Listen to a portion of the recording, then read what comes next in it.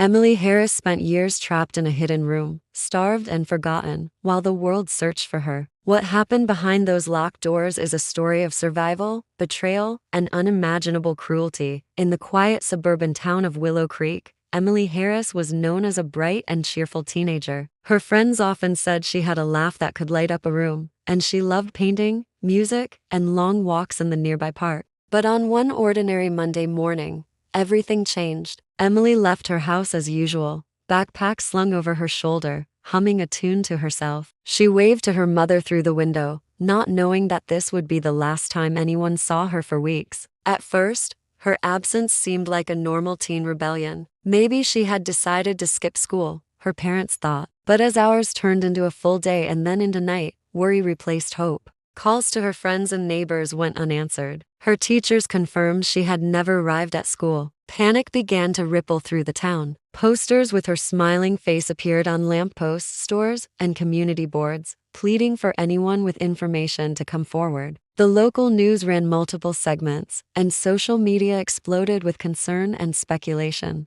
Search parties formed almost immediately. Volunteers combed through woods, empty lots, and alleyways, shining flashlights and calling Emily's name into the dark. Drones hovered over rivers and parks, hoping to catch a glimpse of her or any sign of what had happened. The police investigated every lead, from suspicious strangers in the area to tips that later proved false. Every day without answers made the fear grow heavier, a dark cloud over the town. Neighbors remembered odd little details in hindsight: a car parked outside her home for hours one weekend, a stranger seen near the park, a delivery left on the porch that Emily had not collected. None of these clues had seemed important at the time, but now they fueled unease. Inside her family's home, the silence was deafening. Her room remained untouched, her schoolbooks unopened, and her favorite stuffed animal sat alone on the bed. Every family member grappled with disbelief and dread, wondering how a girl so full of life could disappear without a trace. As days turned into weeks, the fear shifted from hope to terror. The town had once felt safe, a place where doors were left unlocked and children played freely outside. Now, every shadow, every unexpected noise sparked anxiety. Everyone wondered the same chilling question: how could a young girl vanish so completely, leaving behind nothing but fear and unanswered questions? Little did they know, the answers lay hidden close by, behind locked doors, in a place no one had ever thought to look. Months after Emily's disappearance, the case had gone cold. The town of Willow Creek had grown weary, exhausted by fruitless searches and endless speculation. Just when hope seemed to fade completely, investigators received an anonymous tip. The message was short and cryptic, pointing to a small, weathered house at the edge of town. From the outside, the home appeared ordinary, almost forgotten. Its paint was chipped, windows dusty, and the yard overgrown with weeds. There was nothing about it to suggest it held dark secrets within its walls. Detectives approached cautiously, their instincts alert.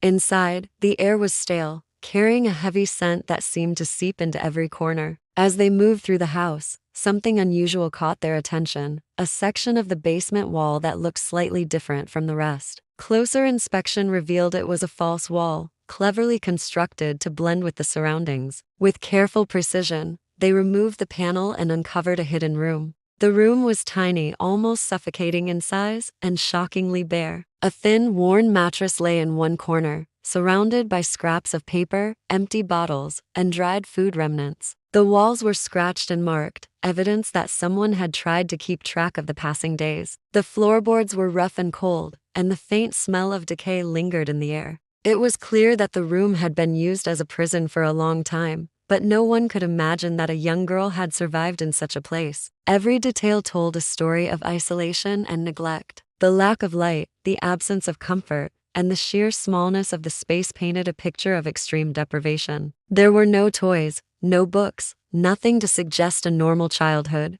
Investigators realized the horror of what they had found. This was not a temporary confinement, but years of imprisonment. The discovery stunned the town and shocked even the seasoned detectives. Emily, the missing teenager who had captured everyone's attention, had been hidden so close, yet completely out of reach. The secret room held evidence of a life stolen, days measured in scratches on the wall, and a struggle to survive unnoticed. As investigators carefully documented the scene, a chilling realization settled over everyone present: the worst had been happening right under the noses of those who had been desperately searching for her. Emily had endured a nightmare that few could even imagine, and the story of her captivity was only beginning to unfold. Inside the hidden room, the first signs of life were subtle but impossible to ignore. Faint scratches and tally marks covered the walls, etched into the paint with a desperate hand. They were attempts to mark time, a way to keep some sense of order in a life confined to a space smaller than most closets. Investigators noticed the remnants of a daily routine: tiny piles of food scraps, an improvised water container, and bits of cloth that had been used to make the thin mattress slightly more bearable.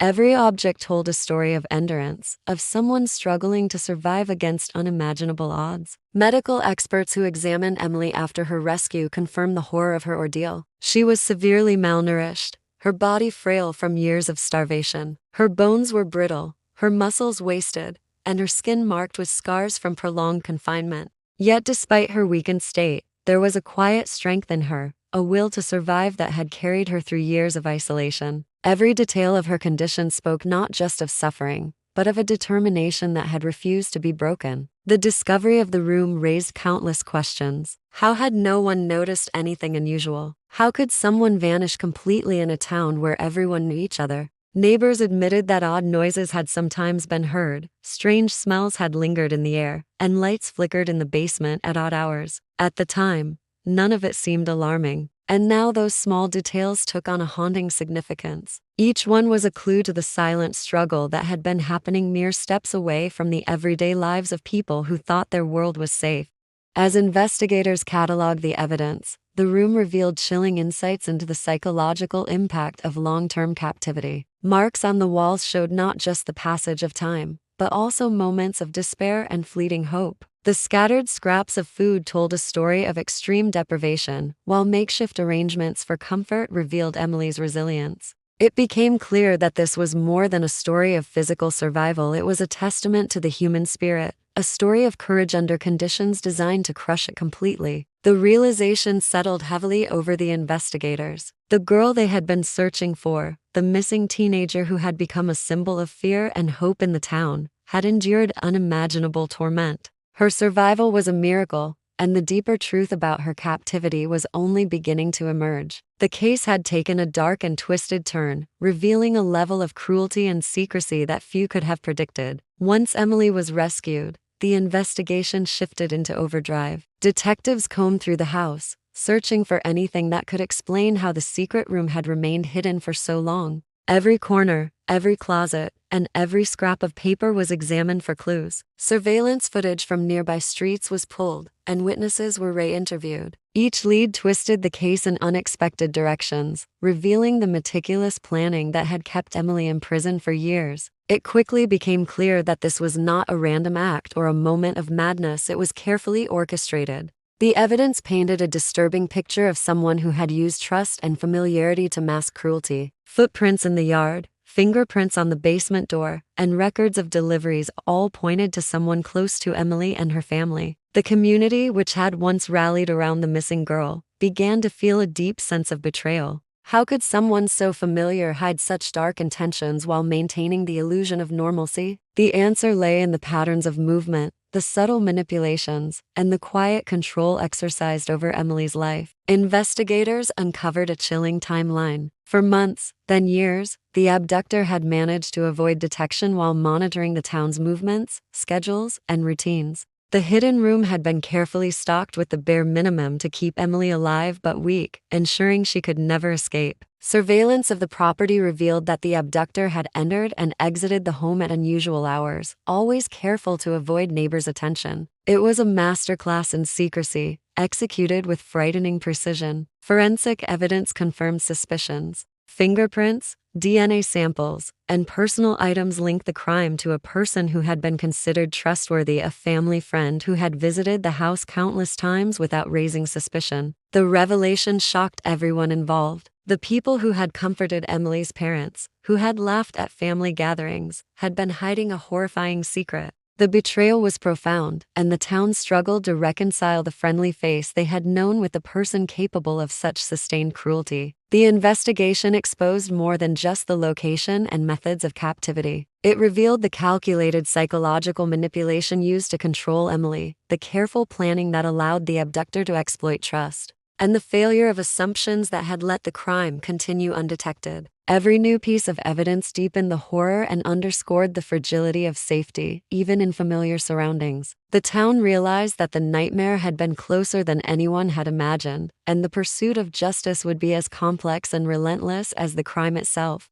Emily's release marked the beginning of a new chapter, but it was only the start of a long and difficult journey. Weak, malnourished, and overwhelmed by years of captivity, she was rushed to a hospital where doctors worked tirelessly to stabilize her condition. Every meal, every step, and every conversation was a reminder of the life she had been denied. Even in her fragile state, Emily's determination to survive shone through. She had endured unimaginable suffering, yet her spirit had not been broken. The news of her rescue spread quickly, shocking not only Willow Creek but the entire nation. People were horrified that a young girl could be imprisoned for years, hidden in plain sight, while the community searched desperately for her. Public outrage grew as details emerged about the extent of her confinement, the manipulations used by her abductor, and the betrayal by someone so close to the family. Emily's story became a symbol of resilience, courage, and the dangers that can lurk behind familiar faces. Authorities pursued justice with relentless determination. Every piece of evidence collected during the investigation was analyzed, and the abductor faced a series of charges, including kidnapping, abuse, and unlawful imprisonment. The courtroom became a stage for revealing the full scope of the crime, the calculated cruelty, the secrecy, and the psychological torment inflicted on Emily. The trial was grueling for her family and the town, yet it also provided a sense of closure, showing that justice could prevail even in the darkest circumstances. Beyond legal consequences, Emily's story ignited conversations about child safety, awareness, and the importance of vigilance. Experts discussed how abductions often involve people known to the victim, and communities began to rethink assumptions about trust, vigilance, and protecting the most vulnerable. Emily herself became an emblem of hope, inspiring others who had faced trauma to believe in the possibility of survival and recovery. Though her road to healing would be long, Emily slowly regained strength and began to reclaim pieces of the life stolen from her. She learned to trust, to speak about her experiences, and to rebuild connections that had been severed by fear. The town, scarred but wiser, vowed to remember her story, to honor her resilience, and to never forget the hidden horrors that had occurred so close to home. Emily's journey was a testament to human endurance, a chilling reminder of the evil that can exist in familiar places, and ultimately, proof that hope can survive even the darkest captivity.